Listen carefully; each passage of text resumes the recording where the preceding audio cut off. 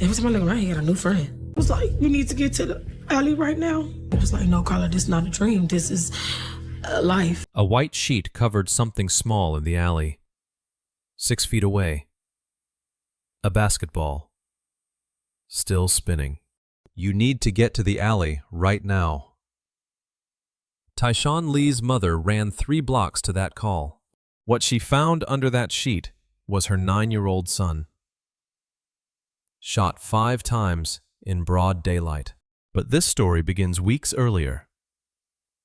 In a neighborhood where everyone knew everyone and gang lines ran deeper than blood. This story carries weight. Before we begin, drop a quick comment and tell us, what are you doing while you listen? Driving? Working? Or winding down for the night? Your presence here matters. A quick note, this story includes some recreated details to convey the emotional impact and core message. What stays with you is what matters most. The smell hit them first.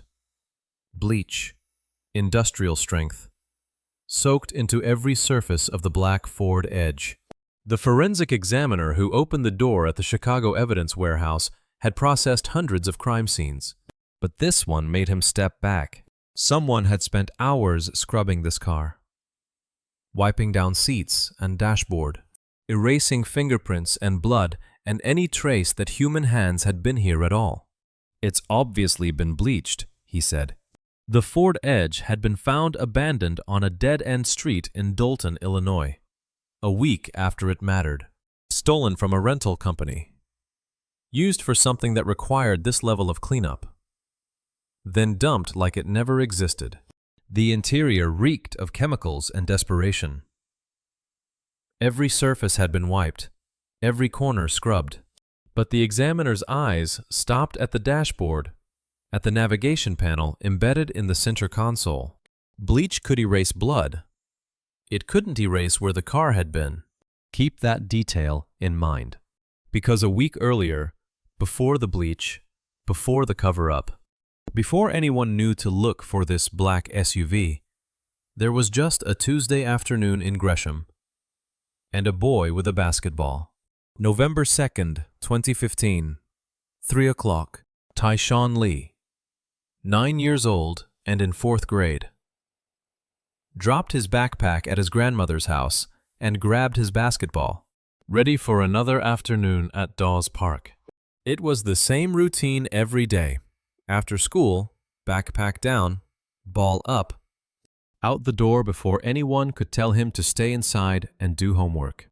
He'd been playing since he was little, watching the older kids at the park at 8010th and Damon, picking up their moves, practicing their shots, dreaming about the NBA the way 4th graders do, complete and certain and unshakable.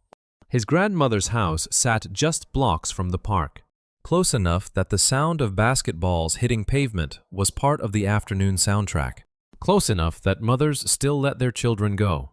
Tiara. Tyshawn's cousin drove past him around 3 that afternoon and told him to hurry home. She saw him walking, backpack gone, basketball in hand, and rolled down her window. "Hurry up and go home," she called. He waved, kept walking. The park was right there.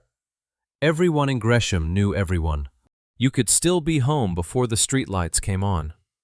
That was the rule. And it had always been enough. A basketball weighs 22 ounces. Standard size. Regulation leather. Worn smooth from daily use. To a 9-year-old who carried it everywhere, who slept with it beside his bed, who believed with his whole heart that he'd make it to the league one day, it weighed everything. The ball bounced on cracked concrete as he reached the courts. Rhythm steady as a heartbeat. Other kids were already there, shooting around. Voices rising in the November air. Tyshawn headed toward them, ball tucked under his arm. The kind of easy confidence that comes from knowing exactly where you belong. Within the hour. The basketball would still be bouncing in that alley, but the boy who carried it would be gone. 2 weeks earlier. Gunfire tore through a car on the south side, and the math of revenge began. Mid-October 2015. Tracy Morgan was killed in mid-October 2015, shot while his mother sat beside him in the car. She survived, wounded. He didn't. The shooter got away, and before the police had even taped off the scene, Corey Morgan, 27, lost his brother Tracy to gunfire in mid-October 2015. His mother wounded in the same car, and he knew exactly who to blame. Pierre Stokes. Tyshawn's father lived a street life that kept him distant from his son, but made him a target of blame. Corey didn't need proof. He needed a name. And Pierre's name was loud enough on those streets. That was enough. Grief has its own logic. And in Gresham, that logic was simple. Blood for blood. But Corey's grief didn't calcify into the old rules. It twisted into something colder. "I'm killing everybody," he told anyone who would listen. The mothers, the grandmothers, the kids, and everybody. The reasoning was brutal and plain. You don't mess with anyone's mom. His mother had been in that car. His brother was dead. So the new rule was, no rules. Corey recruited 2 men to help him. Boone Doty, known as Dright on the street, was 21 and eager to prove himself when Corey Morgan came calling. Kevin Edwards drove the stolen black Ford Edge, blocking the alley while the others went in. Together, they went looking for Pierre Stokes. They couldn't find him, so they found his son instead. Late October through early November. They shifted their focus to Dawes Park at 8010th and Damon. They watched Tyshawn same time every day. Same backpack drop. Same basketball in hand. They saw him play. Heard him laugh. Watched him make friends the way 9-year-olds do, easy and open. They saw a boy who trusted the neighborhood because the neighborhood had always been safe, and they started talking to him about basketball, about video games. Friendly, patient, building something that looked like trust. What does it take to watch a child play basketball and plan his execution? It takes the kind of cold calculation that turns a 4th grader into a weapon against his father. It takes days of surveillance, learning his routine, figuring out when he'd be alone. It takes the ability to smile at a boy while deciding how to lure him somewhere no one would see. They had watched him for days, learning his rhythm, his route home, the moment when he'd be most vulnerable. Tyshawn had no idea who they were, no reason to fear them. In a neighborhood where everyone knew everyone, 3 men talking basketball at the park didn't raise alarms. That was the opening. All they were waiting for now was an afternoon when no one would be looking, even in a neighborhood where everyone knew everyone. November 2nd, 4:15 p.m. The black Ford Edge rolled to a stop near Dawes Park. Tyshawn Lee, 9 years old, was dribbling his basketball when 2 men approached. One of them smiled, asked if he wanted to play, asked if he'd ever seen a real PlayStation 4. The alley behind the park was just a few steps away. No cameras. No witnesses in the windows above, just brick walls and the fading light of a Chicago afternoon. What happened in that alley took less than 90 seconds. 4 shots to the front of Tyshawn's body, a 5th to his right hand, raised instinctively to shield his face. The forensic examiner would later reconstruct the sequence the boy had been facing his killers when they opened fire. He had time to see what was coming, time to lift his hand in a gesture that every parent recognizes, the universal plea of a child who knows he's about to be hurt, and cannot understand why. The basketball rolled 6 feet from where he fell. Orange rubber against gray asphalt, still moving slightly when the Ford Edge pulled away. At 4:47 p.m., Carla Lee's phone rang. The voice on the other end belonged to someone from the neighborhood. "We need to get to the alley right now." That was all. No explanation. No preparation. She ran the 3 blocks from her apartment, past the park where Tyshawn had played that morning, past the swing set he'd been too old for but still loved. The alley entrance was blocked by squad cars. Blue lights strobed against brick. A white sheet covered something small on the pavement. Carla Lee was 24 years old. She had given birth to Tyshawn when she was 15, raised him alone, kept him in school, kept him away from the gangs that recruited in hallways and playgrounds. She had done everything right in a neighborhood where right and wrong blurred every day. And now, a police officer was standing in front of her, blocking her path to that white sheet, telling her something she couldn't process. "This is not a dream," the officer said. "This is life. This is really what's happening." The Cook County medical examiner would catalog 5 gunshot wounds. The detectives would canvass the block, finding no witnesses willing to go on record. The basketball evidence, item number 17, would be photographed, bagged, and stored in a facility on the south side. But those were administrative details, the procedural aftermath of something that had no procedure. A 9-year-old had been executed. Not caught in crossfire, not a tragic accident.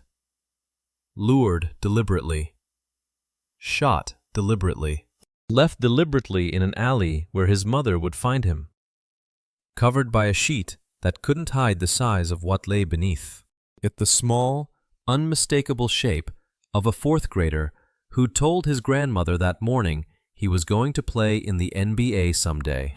The basketball lay a few feet from his body, orange against asphalt, still spinning slightly. A white sheet covered what remained of Tyshawn Lee's last normal afternoon. The city that had seen hundreds of murders stopped cold. This one was different. The first theory was the easiest one. Wrong place, wrong time. A stray bullet meant for someone else. Drive-by shootings were common enough in Gresham. A child caught in crossfire would be a tragedy, but at least it would make sense in the brutal arithmetic Chicago had learned to accept. The crime scene told a different story. The detective examining the wound pattern recognized what most people missed. All 4 shots had entered from the front. No grazing wounds. No exit trajectories consistent with a moving vehicle. And then there was the 5th wound, the one to Tyshawn's right hand. That detail stopped him cold. The boy had raised his hand, seen what was coming, tried to shield his face in the last second before the trigger was pulled. Does that sound like a stray bullet? Or does that sound like someone standing close enough to watch a 9-year-old realize what was about to happen? The basketball was photographed and bagged evidence item number 17, but its significance wasn't clear yet. What was clear was that the drive-by theory was dead. This was an execution. Deliberate. Close range. And that made it something Chicago hadn't seen in years. A child, murdered not by accident, but by design. The investigation moved fast. Surveillance footage from around Dawes Park picked up the black Ford Edge. Witnesses, those willing to talk off the record, gave names Corey Morgan and Boone Doty, known members of the Bang Bang Gang. The kind of names detectives already had in thick folders. The kind of men who moved through the South Side leaving prosecutors frustrated and families devastated. In a city numb to violence, this case landed different. A 4th grader executed in broad daylight. The mayor held a press conference. The superintendent of police called it an act of barbarism. And behind closed doors, every detective in the unit understood if they didn't close this one, the city would lose whatever fragile trust remained between law enforcement and neighborhoods that had stopped believing justice was for them. The break came fast. Surveillance teams tracked Morgan and Doty to a hotel parking lot just outside Chicago city limits. When officers moved in, Doty had a gun tucked in his waistband. Both men were arrested for unlawful weapons possession. Both invoked their right to counsel within minutes. Both sat in interrogation rooms, lawyers at their sides, saying nothing.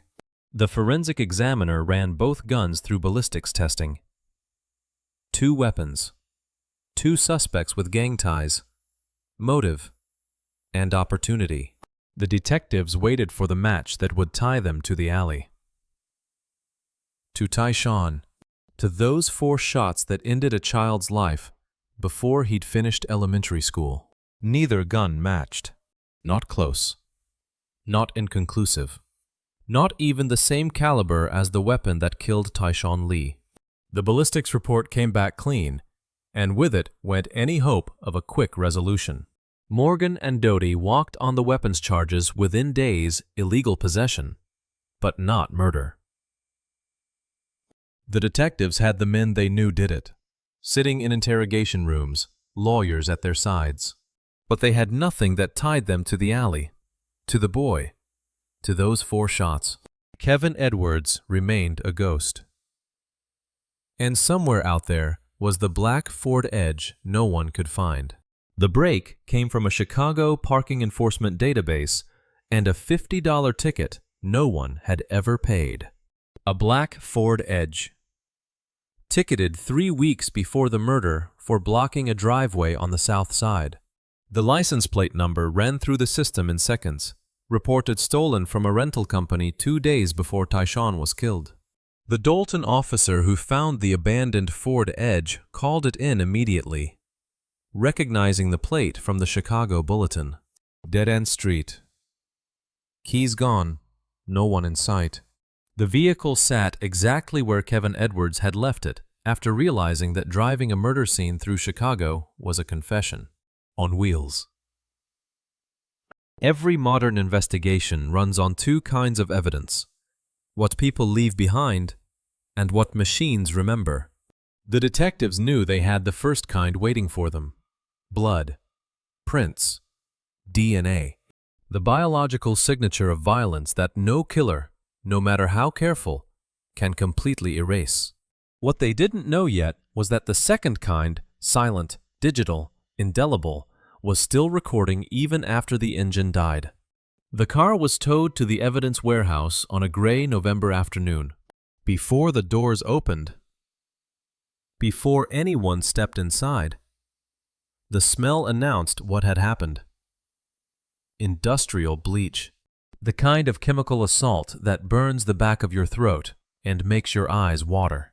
Someone had spent hours in that vehicle, scrubbing every surface they could reach. The seats, the floor mats, the steering wheel, the door handles. Before we reveal what was waiting inside that vehicle, are you still with us? Comment A if you think they'll find DNA evidence, or B if you believe the killers erased everything. Add Y in 5 to 10 words. A quick note: the next part includes some recreated details for narrative impact. If that's not for you, you're free to stop here. The forensic examiner stepped into the Ford Edge wearing a respirator. The fumes were still strong days after the cleaning. Every surface showed the telltale streaks of panic bleach applied without precision, without method, just desperate repetition. Whoever had done this understood that blood tells stories, that fingerprints are confession, that DNA is memory. "It's obviously been bleached," he said, photographing the interior. But his eyes kept returning to the dashboard, to the infotainment panel mounted in the center console. Its screen was dark, but intact. No bleach residue, no scratches, no sign anyone had even considered what it might contain. What do killers who scrub every surface always forget? That modern cars don't just transport people, they document them. Every turn logged by GPS, every destination stored in navigation history, every moment between ignition and shutdown preserved in digital memory that bleach can't touch and panic can't erase. They had scrubbed away fingerprints, blood, sweat, everything human. But modern cars remember everything, every turn, every street, every alley. The Ford Edge's navigation system had watched them commit murder, and it was about to testify. Past midnight. The evidence warehouse lights still burned as the detective and tech specialist returned with a laptop and breadboard. The Ford Edge sat under fluorescent lights, its bleached interior still reeking of chemicals and panic, but the dashboard untouched, unnoticed, intact, held something bleach couldn't destroy. The tech specialist who extracted the infotainment data had done this before, but never in a child murder case. He unscrewed the dashboard panel carefully, revealing the aluminum-encased hard drive mounted behind the touchscreen. Modern cars are computers on wheels. Every destination logged, every turn recorded, every journey preserved in silicon memory that survives long after the engine dies. You can do extractions from these infotainment systems, he explained, connecting breadboard cables between the hard drive and his laptop. Standard forensic procedure. Just a different kind of evidence. Not blood spatter patterns. Not fingerprint whorls. Coordinates and timestamps. The detective watched the screen, waiting for data that might vindicate weeks of surveillance and dead-end interviews, or confirm that the killers had been smarter than they looked, that they'd known to disconnect the battery, wipe the system, erase the trail before abandoning the vehicle. The extraction software ran. Lines of code scrolled past. And then the navigation history populated the screen in a cascade of dates, times, and GPS coordinates. November 2nd, 2015, 4:10 p.m. Ignition. The route unfolded turn by turn. Westbound from the hotel where Kevin Edwards had picked up the car. Southbound toward Gresham. Street names the detective recognized. The gradual approach to Dawes Park, the neighborhood where Tyshawn Lee had been dribbling a basketball 30 minutes before someone promised him a game he'd never get to play. They had scrubbed the car like surgeons erasing a crime scene, never realizing the machine itself was taking notes. 4:15 p.m. The coordinates that mattered. The mouth of the alley. The exact location where Tyshawn's body had been found beneath a white sheet. A basketball rolling slowly away from Small. Still hands. The Ford Edge had idled there, engine running. Navigation active, recording every second. No witnesses had been willing to testify. No security cameras covered that particular stretch of alley. No physical evidence survived the bleach assault that followed. But the car remembered. Remembered the route in. Remembered how long they'd stayed. Remembered the route out. The panicked drive to Dalton. The moment the ignition finally cut and the recording stopped, the cleanest car they'd ever processed had just testified in perfect detail about the route it took to kill a 9-year-old. Forensic science has evolved past fingerprints and blood typing. DNA revolutionized the field in the 80s. Digital evidence is doing it again now. Phones remember who you called. Computers remember what you searched. And cars remember where you went when you went there, and how long you stayed. The bleach destroyed every biological trace. But the killers never thought to destroy the one witness that remembered everything: the car's navigation computer. The machine had watched them drive to the alley, idle while they lured the boy in, and drive away afterward. Now it was the prosecution's most patient, most reliable witness, one that couldn't be intimidated, couldn't forget, couldn't lie. The basketball had been sitting in an evidence locker for weeks, bagged and catalogued, but not yet prioritized until someone remembered what the killers had forgotten. Evidence item number 17, recovered 6 feet from Tyshawn Lee's body. Orange rubber against gray asphalt, still slightly inflated. still holding the last game a 9-year-old would ever play. The DNA analyst who processed the basketball had seen hundreds of violent crime cases, but this one made the results harder to type. The ball's surface told a story forensic science was built to decode. Textured rubber. Deeply porous. The kind of material that holds biological traces like a sponge holds water. Skin cells. Sweat. The microscopic transfer that happens every time human hands grip a surface. They'd bleached the forward edge until the fumes burned. Scrubbed every smooth surface inside that vehicle dashboard. Seats. Door handles. Steering wheel. Spent hours trying to erase the biological signature of murder. But smooth surfaces are easy to clean. Porous surfaces are not.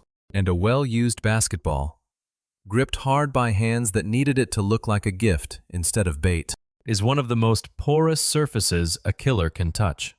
The swabs went to the lab in early 2016. Standard DNA extraction protocol. Amplification. Comparison against known samples. The technician ran Tyshawn Lee's profile, first victim, DNA. Expected on his own basketball. The match came back instantly, but the second profile stopped the analysis cold. Mixed sample. 2 contributors. Victim plus unknown male. The unknown profile ran through the database. And there he was. Boone Doty.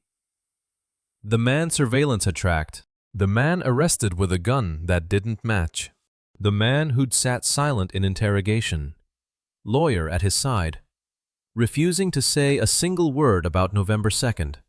A 22-ounce Spalding basketball. Orange leather, worn smooth from daily use. Dreams of the NBA impressed into every seam. Tyshawn had carried it everywhere. To school, to the park, to his grandmother's apartment. It had been a gift, or a prize, or maybe just something he'd saved up for himself. And now it was proof of murder. Every criminal knows to wipe the gun. Smart ones know to bleach the car. But the things used to build trust, those get forgotten. The friendly approach. The smile.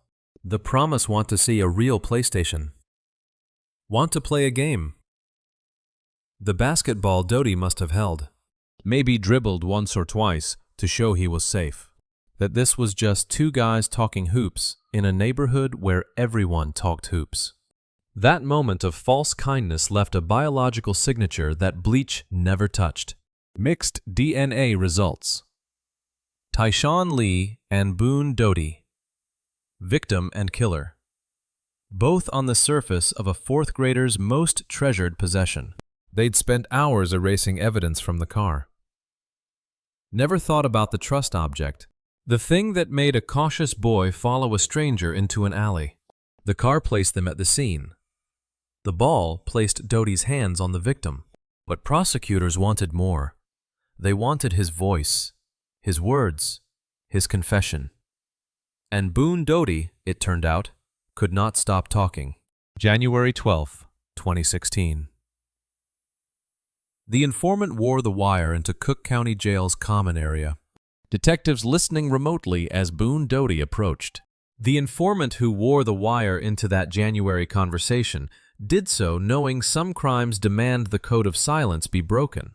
A 9-year-old, executed in an alley. There are lines even hardened criminals won't cross, and Doty had crossed all of them. The conversation started like any other jailhouse talk. Casual. No pressure. No interrogation room with a mirror and a lawyer. Just 2 inmates sitting at a metal table.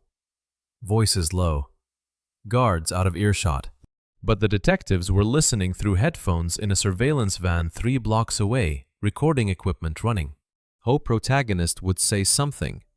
Anything that matched the digital and biological evidence they'd already collected. They didn't have to wait long. Doty was eager to talk.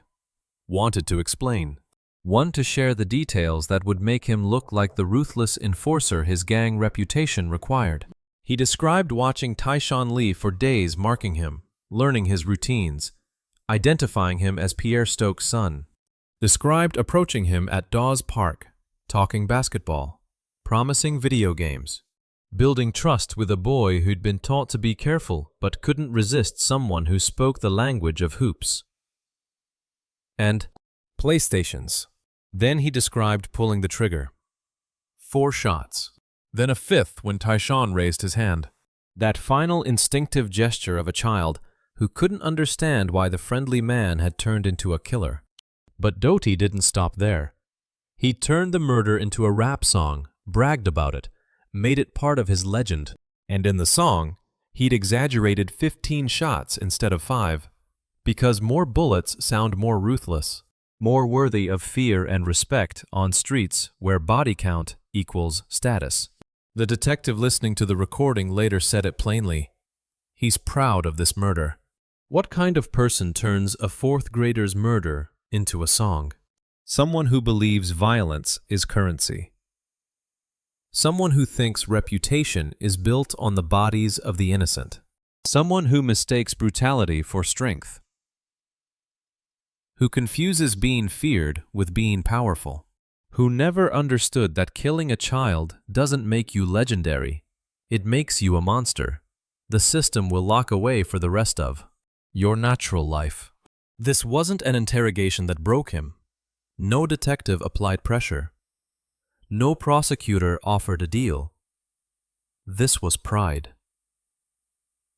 Doty thought bragging made him bigger, more feared, more respected in the hierarchy of men who measure worth in violence. He chose to talk, chose to detail how they stalked a 9-year-old, chose to make Tyshawn Lee's name part of his supposed legend. That choice, that pride, that need to be seen as ruthless, it locked the door on 90 years. He thought turning a child's execution into a verse would elevate him. Instead, it became Exhibit A in a murder trial that would strip away his freedom until he was an old man. If he lived that long. The car remembered the route. The ball held the DNA. And now Boone Doty's own voice had given prosecutors every detail they needed. The stalking, the luring, the execution. All recorded. All admissible. All damning. 3 years and 10 months after Tyshawn Lee died in that alley, Kevin Edwards stood before a Cook County judge and said the word guilty. September 2019. The man who stole the Ford Edge, who drove Morgan and Doty to Dawes Park, who blocked the alley exit so a 9-year-old couldn't run. He took the plea deal. 25 years. No trial. No jury deliberation. Just a sentencing hearing where numbers replaced what words couldn't convey. The wheels that brought murder to a child's afternoon would spend a quarter-century behind bars. 1 month later, the real trial began. October 2019. Corey Morgan and Boone Doty sat at separate defense tables in the same Cook County courtroom.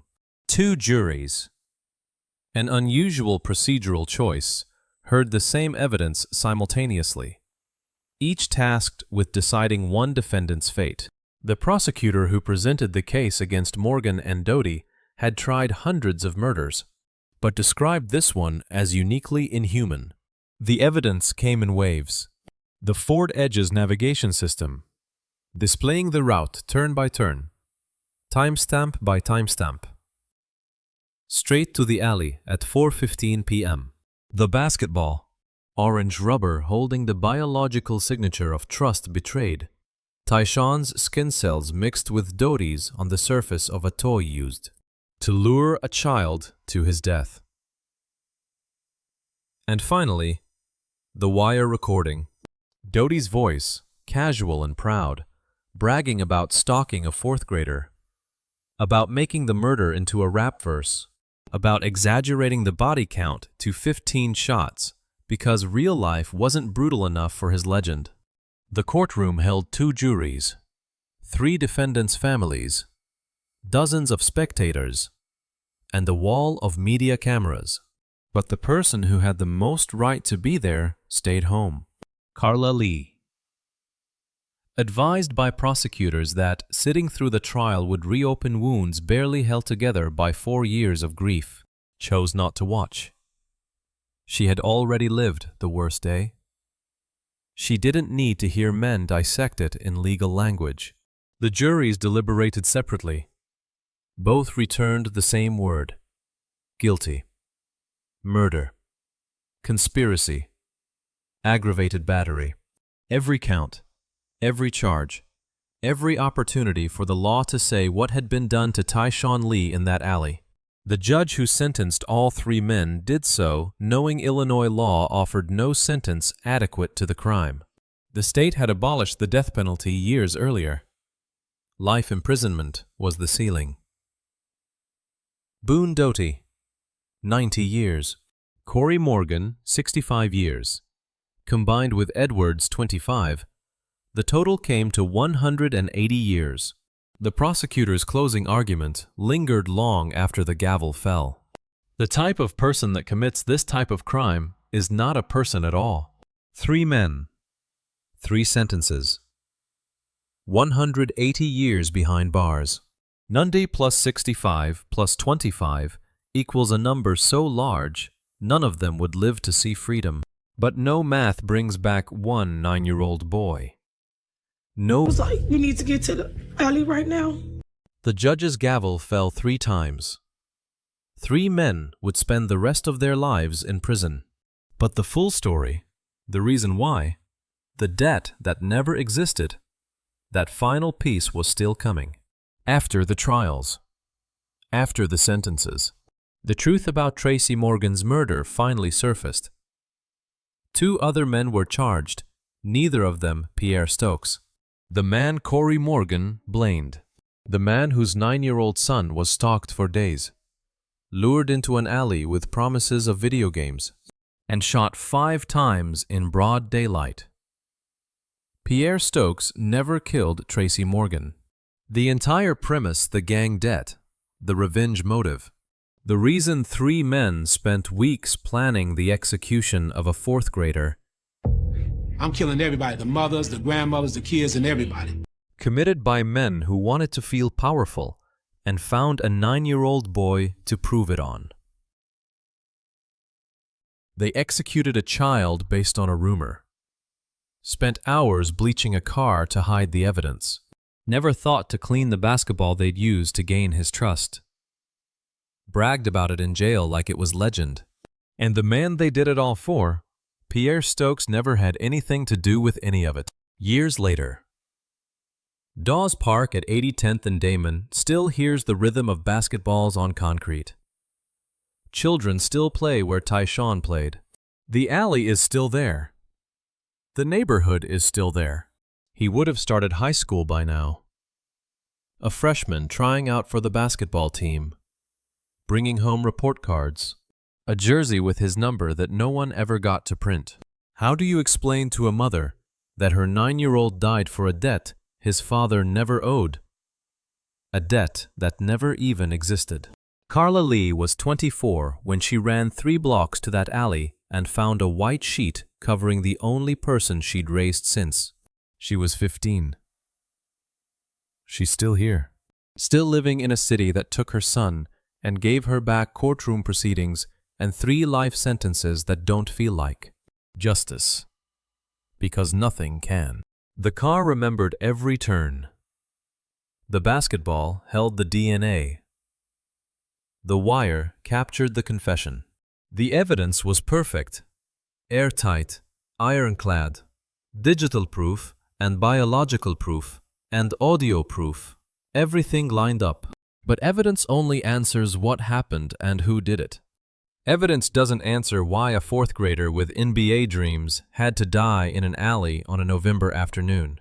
Doesn't answer why his mother had to hear an officer say, "This is not a dream. This is life." Doesn't answer why 3 men spent weeks planning to kill a child whose father had done nothing. The machines remembered. The DNA testified. The pride confessed. But no amount of evidence, no length of sentence, could answer the question that mattered: why a fourth grader had to die for something that never happened. Ending Tay. The evidence was perfect. The sentences were long. But no courtroom can answer why a fourth grader had to die for something that never happened. Tyshawn Lee was 9 years old. He had dreams of the NBA, a mother who loved him fiercely, and a future stolen in an alley on a November afternoon. His name deserves to be remembered, not as a case number, not as a gang statistic, but as a child who never got to grow up. This case revealed that's obviously been bleached. If this story made you think, if it made you feel something, leave a comment below. Share your thoughts. Subscribe to stay connected to stories that matter. And if you know someone who needs to hear this, share it with them. Vehicle, we looked online, and it looks like you can do extractions from these infotainment systems. So Tyshawn Lee was killed for no apparent reason. My deepest respect goes to his family and loved ones. May his memory endure.